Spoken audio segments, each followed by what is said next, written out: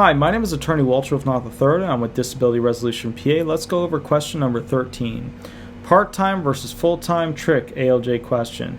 Here's the thing. If they're asking you a lot about your part-time work, what they're thinking about is, this guy can do a little bit more and potentially go ahead and work a full-time job. And if you can work a full-time job, you are then doing what's considered SGA. SGA is the first element of the entire 5-step sequential process, which are the elements to find out whether or not you are disabled. Element 1 is, can you do SGA, substantial gainful activity?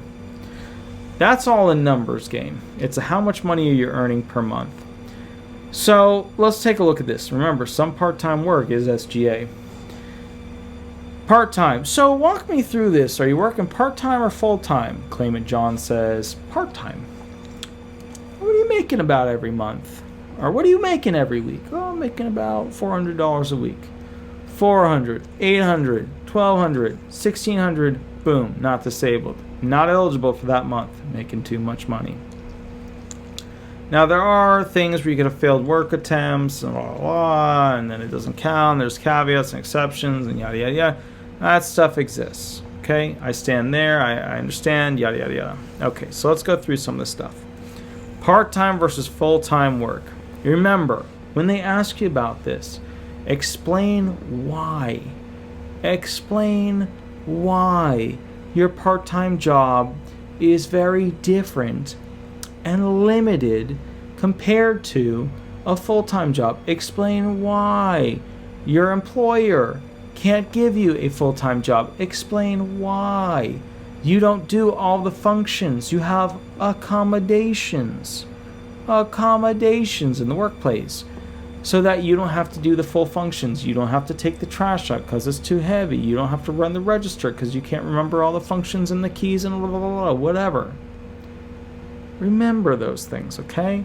So when they ask, what they're getting into is, how do I get this person to go ahead and do full-time or be close enough so that I could just say in the actual ALJ, unfavorable brief that's submitted, and you'll get it in the mail, and it'll say, hey, look, I feel, the ALJ, that the claimant is working part-time but has the capacity to work a little bit more to achieve full-time labor, thereby having SGA, and if achieving SGA, the claimant thereby violates element 1 of the 5-step sequential process and is not disabled. Right? That's the whole yada yada. All right. We're going to go on to the next question, 14. ALJ trick question 14. My name is Attorney Walter Rudolph Hnot III. I'm with Disability Resolution PA, an Orlando, Orange County-based Social Security disability law firm. If you have a question, want a unique video made, or want the most up-to-date information, shoot me a email, give me a call, or shoot me a text. All right. Have an absolutely wonderful day.